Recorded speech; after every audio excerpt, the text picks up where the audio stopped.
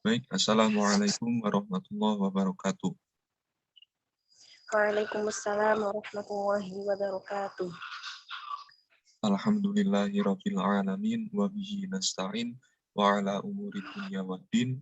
Shalatu wassalamu ala asyrafil anbiya'i wal mursalin sayyidina wa maulana Muhammadin amma ba'd. Yang terhormat Bapak Muhammad Nasruddin MPDI selaku dosen pengampu mata kuliah Ulumul Quran yang selalu kami harapkan bimbingan dan arahannya, juga teman-teman sekalian yang kami banggakan. Perkenalkan, kami dari kelompok 10 yang beranggotakan saya Muhammad Zidan Ashkar, juga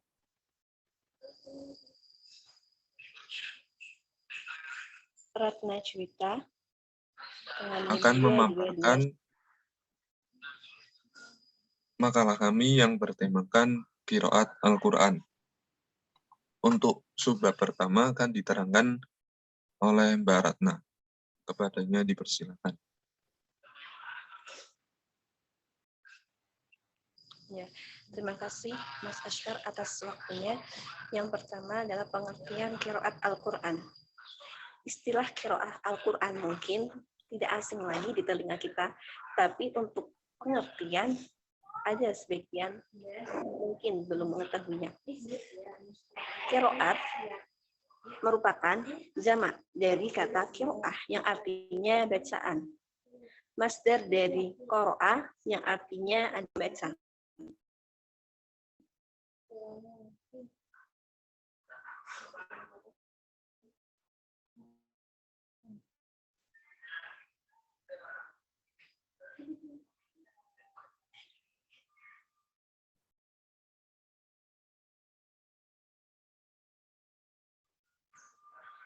Pengertian qiraat Al-Quran.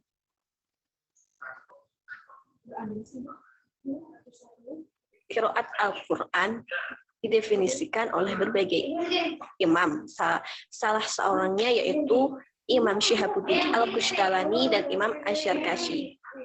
Menurut Imam Syihabuddin Al-Qustalani, qiraah adalah suatu ilmu untuk mengetahui kesepakatan serta perbedaan para ahli qiraat tentang tata cara pengucapan lafaz-lafaz Al-Quran, seperti yang menyangkut aspek kebahasaan, i'rab, isbat, fasal yang diperoleh dengan cara periwayatan.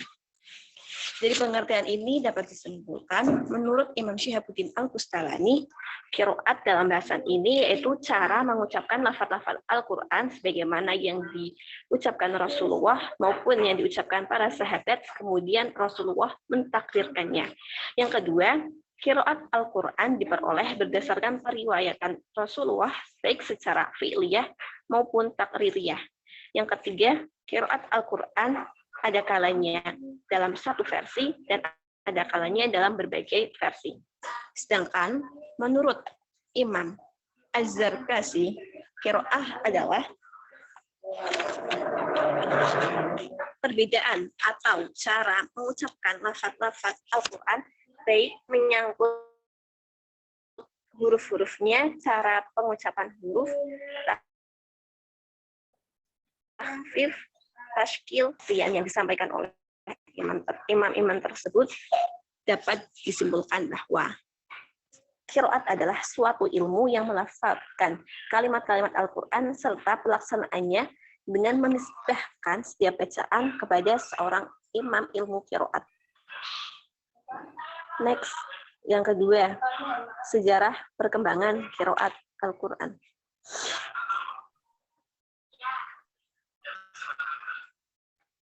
Slide selanjutnya, Mas.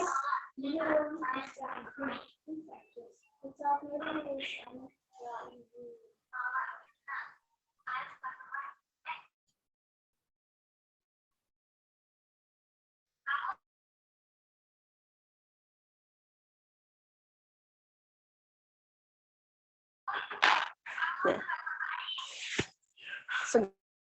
segala ilmu pasti memiliki sejarah yang dua fase, yaitu yang pertama qiraat di zaman Rasulullah, ulama-ulama termasyhur.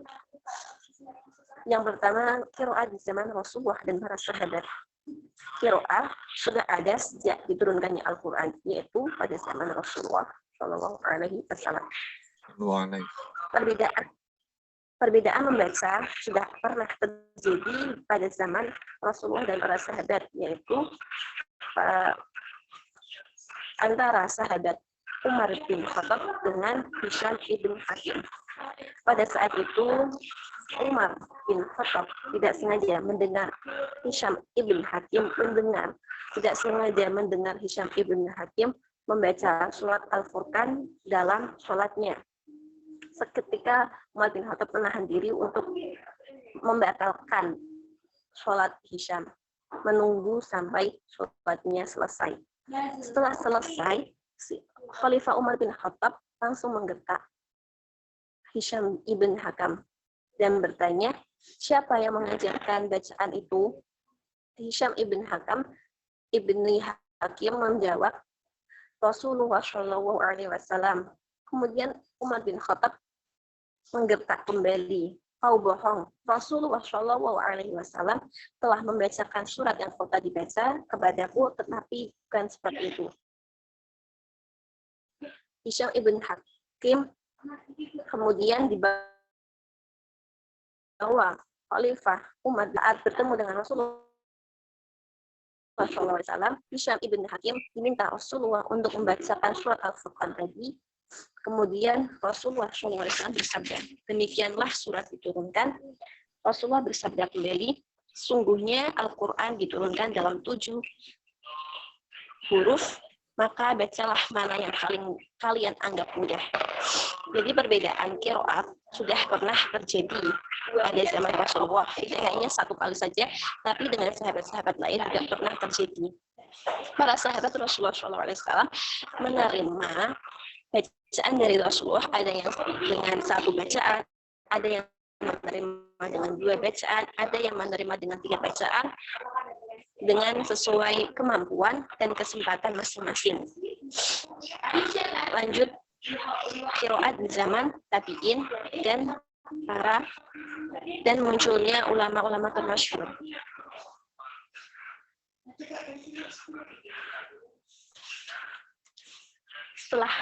Setelah sahabat menerima bacaan dari Rasulullah, maka para sahabat meneruskan bacaan itu kepada tabi'in pada generasi selanjutnya. Ya, di zaman tabi'in muncullah ulama-ulama termasyhur, yaitu pada abad pertama Hijriah, qiraah menjadi ilmu yang berdiri sendiri. Ada 4 tokoh yang mula-mula menyusun ilmu qiraat. Yang pertama adalah Abu Ubaid Al-Qasim Ibnu Salam, Abu Hatim As-Sijistani, Abu Ja'far Al-Tabari, Ismail Al-Qadi. Nah, dari 4 tokoh tadi, Abu Ubaid Al-Qasim Ibnu Salam merupakan penulis ilmu qiraat pertama. Nah, pada abad 2 Hijriah muncullah suatu qiraat yang menjadi termasyhur, yaitu qiraat sab'ah. Untuk penjelasan tentang itu, kami salahkan kepada moderator kedua. Sepenuhnya waktu dan tempat kami serahkan kepada moderator.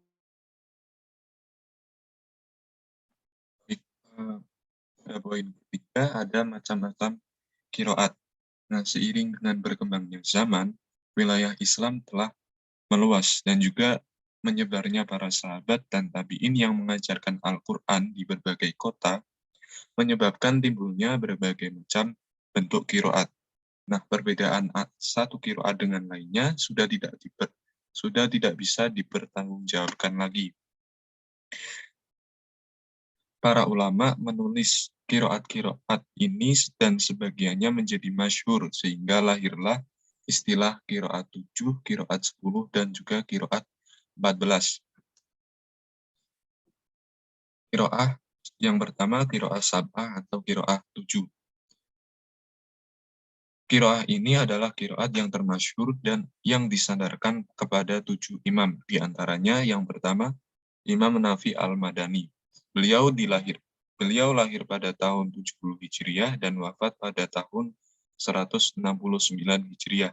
Beliau memiliki nama lengkap Abu Ruwaim Nafi Ibnu Abdirrahman Ibnu Abi Nuaim Al-Laisi Al-Madani. Dua orang perawinya adalah Qalun dan Warash. Kemudian yang kedua ada Imam Ibnu Katsir Al-Makki. Beliau lahir pada tahun 45 Hijriah sampai 120 Hijriah. Beliau memiliki nama lengkap Abu Muhammad Abdullah Ibnu Katsir Ad-Dairi Al-Makki. Beliau merupakan imam qiraah di Mekah. Beliau juga termasuk seorang tabi'in yang bertemu dengan Abdullah Ibnu As-Subair, Abu Ayyub Al-Ansori, dan Anas Ibnu Malik. Di antara perawinya adalah Al-Bazi dan Al-Qutbul. Kemudian yang ketiga ada Imam Ibnu Amir Al-Damashqi. Beliau lahir pada tahun 8 Hijriah dan juga wafat tahun 118 Hijriah. Beliau dilahirkan di Balqa dan meninggal di Damaskus.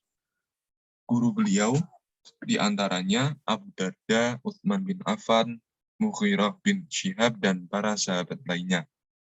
Beliau telah dipercaya sebagai imam sholat pada masa Umar bin Abdul Aziz. Di antara orang yang telah meriwayatkan darinya adalah Hisham bin Ammar yang lahir pada tahun 153 sampai 245 Hijriah dan Ibnu Dakwan. Kemudian yang keempat ada Abu Amru Ibnu Al-A'la Al-Basri. Beliau wafat di Kufah pada tahun 154 Hijriah. Nama lengkapnya Imam Zayan Ibnu Al-A'la Ibnu Ammar Al-Maini Al-Basri. Di antara perawinya adalah Ad-Dawri dan Asasi. Ad-Dawri ini merupakan Ibnu Umar Ibnu Abdil Aziz Ad-Dawri An-Nahwi. Dan sementara As-Susi adalah Abu Syuaib Saleh Ibnu Ziyad Ibnu Abdullah As-Susi. Ia wafat pada tahun 261 Hijriah. Kemudian yang kelima ada Imam Asim Al-Kufi. Beliau wafat pada tahun 127 Hijriah. Beliau merupakan tokoh qiraat di Kufah. Di antara orang yang meriwayatkan darinya adalah Imam Syu'bah dan juga Hafiz bin Sulaiman Al-Kufi. Sebagian besar umat Islam di dunia ini, termasuk Indonesia, memakai qiraat dari Imam Hafiz Ibnu Sulaiman Al-Kufi. Dari Ibnu Asim, Ibnu Abu Nujud Al-Asadi Al-Kufi, yang memperoleh bacaan itu dari 80-an tabi'in yang belajar dari sahabat-sahabat Rasulullah SAW.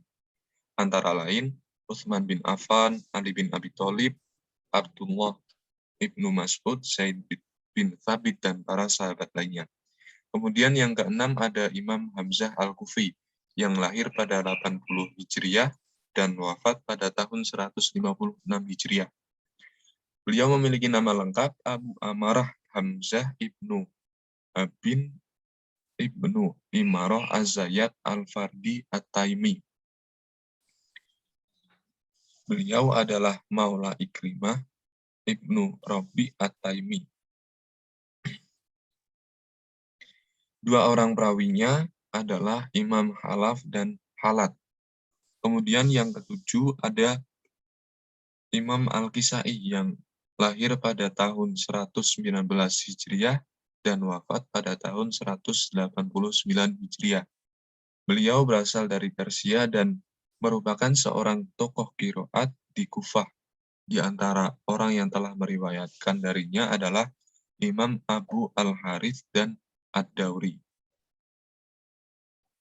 Kemudian yang kedua ada qiraat asyarah atau 10 qiraat. Qiraat yang diriwayatkan oleh ketujuh imam tadi ditambah 3. Di antara tokohnya adalah yang ke-8 Abu Ja'far Al-Madani. Beliau wafat tahun 130 Hijriah. Beliau memiliki nama lengkap Imam Yazid Ibnu Al-Qoqo. Dua orang perawinya adalah Ibnu Wardan dan Ibnu Jamas.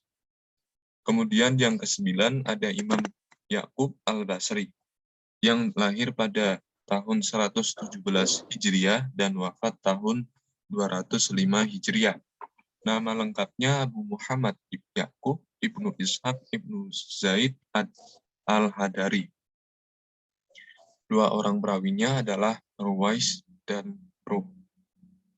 Ruwais memiliki nama lengkap Abu Abdillah Muhammad Al-Mutawakil Al-Lu'lu'i Al-Basri yang wafat pada tahun 238 Hijriah di Basra.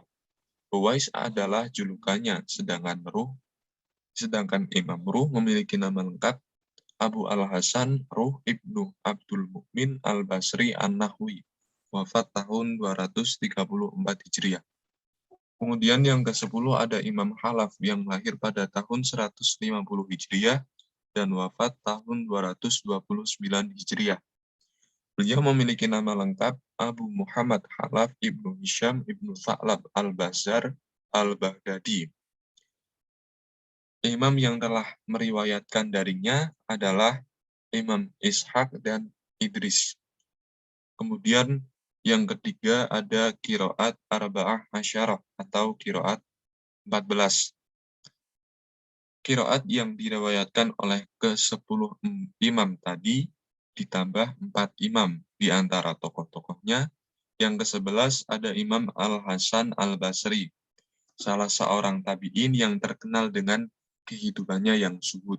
Beliau juga merupakan imam qiraat yang memiliki guru terbanyak dibandingkan dengan imam lainnya. Kemudian yang ke-12 ada Imam Ibnu Muhassin. Beliau memiliki nama lengkap Muhammad Ibnu Beliau memiliki nama lengkap Muhammad Ibnu Abdirrahman yang wafat pada tahun 123 Hijriah. Beliau merupakan guru dari Imam Abu Amru. Kemudian yang ke-13 ada Imam Yahya Ibnu Al-Mubarak Al-Yazidi An-Nahwi. Beliau wafat pada tahun 202 Hijriah di Baghdad. Beliau mengambil qiraah dari Abu Amru dan Hamzah. Beliau merupakan guru dari Ad-Dauri dan As-Susi. Kemudian yang terakhir, yang ke-14, ada Imam Abu Al-Faraj. Nah, Imam Abu Al-Faraj memiliki nama lengkap Muhammad Ibnu Ahad Asy-Syambudhi. Beliau wafat pada tahun 388 Hijriah di Baghdad.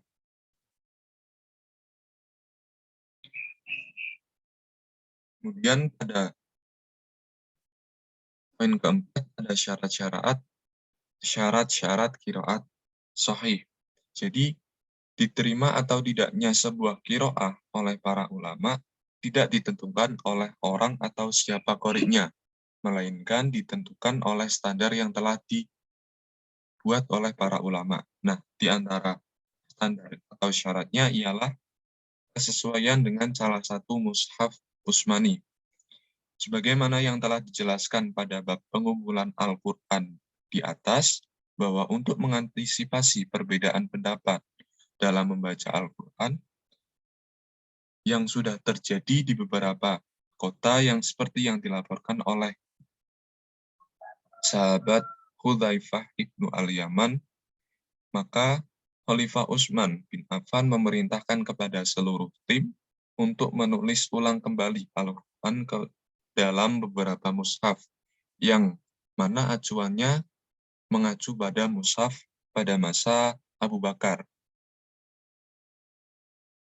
Nah, setelah kerja tim selesai, mushaf disalin ke dalam beberapa naskah. Lalu Khalifah Utsman mengirim ke beberapa penjuru kota untuk menjadi standar. Nah, para ulama baru akan menerima satu qiraah tersebut apabila sesuai dengan mushaf Utsmani, baik dari rasemnya maupun perkiraan qiraah dari rasem tersebut.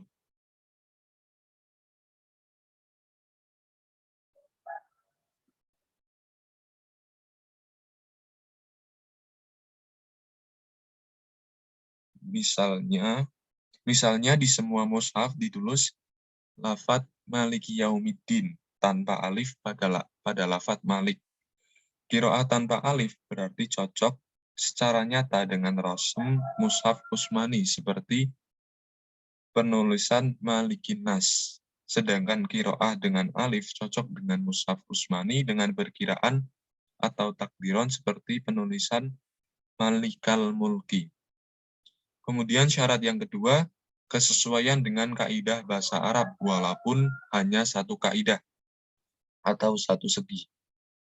Karena Al-Quran diturunkan dengan berbahasa Arab, maka satu qiraah baru diterima apabila sesuai dengan kaidah bahasa Arab, meskipun kesesuaian tersebut hanya ada pada satu kaidah bahasa Arab saja.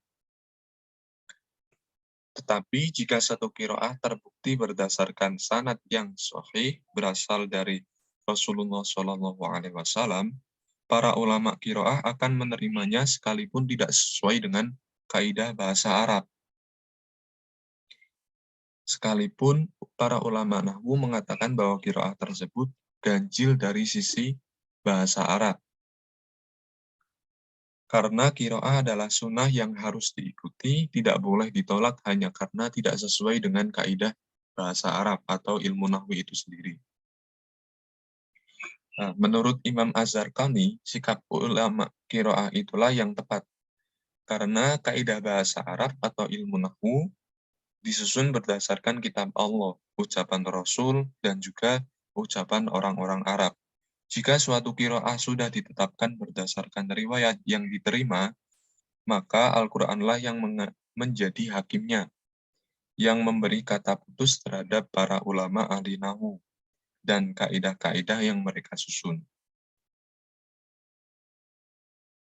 Kaidah-kaidah itulah yang harus diteluruskan dan ditinjau ulang, bukan Al-Quran yang harus tunjuk kepada kaidah-kaidah tersebut. Kemudian syarat yang ketiga, kesahihan sanadnya. Semua cara membaca Al-Quran bersumber dari Rasulullah SAW. Maka qiraah yang dapat diterima hanyalah yang terbukti kesahihan sanadnya sampai kepada Rasulullah SAW. Qiraah itu haruslah dirawayatkan oleh perawi yang adil dan dhabit di semua tingkatan sampai kepada Rasul, tanpa ada syad dan ilat sedikit pun.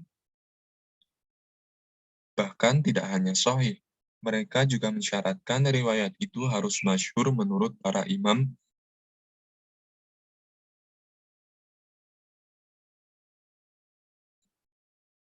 yang dhabit, tidak memiliki banyak kekeliruan dan tidak dinilai syad oleh sebagian ulama. Lebih dari itu, Al-Muhaqqiq Ibnu Al-Jazari mensyaratkan riwayat itu harus mutawatir. Namun demikian, bagi Ibnu Al-Jazari, riwayat yang masyhur tetapi sesuai dengan rasm Utsmani dan sesuai pula dengan kaidah bahasa Arab, kedudukannya sama dengan mutawatir sekalipun riwayatnya tidak mutawatir.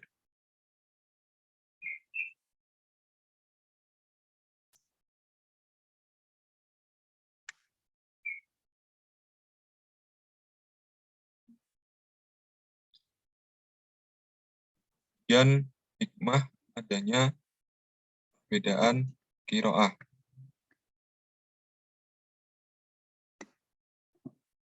Di antara ragamnya bentuk qiraat, yang sahih mengandung banyak hikmah dan faidahnya bagi umat Islam. Di antaranya menunjukkan tetap terjaga dan terpeliharanya kemurnian Al-Quran.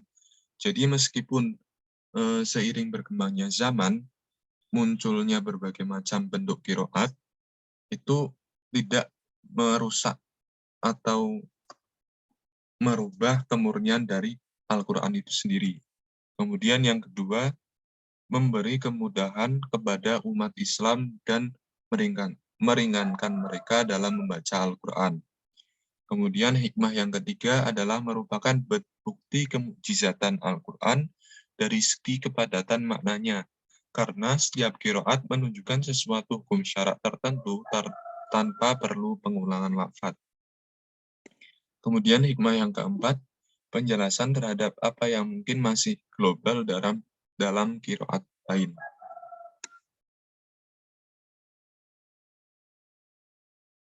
Baik, itu saja pemaparan dari kelompok 10. Kurang lebihnya mohon maaf apabila ada pemaparan yang kurang jelas atau materi yang mungkin kurang tepat, kurang lebihnya dimaafkan. Billahi taufik wal hidayah. Wassalamualaikum warahmatullahi wabarakatuh.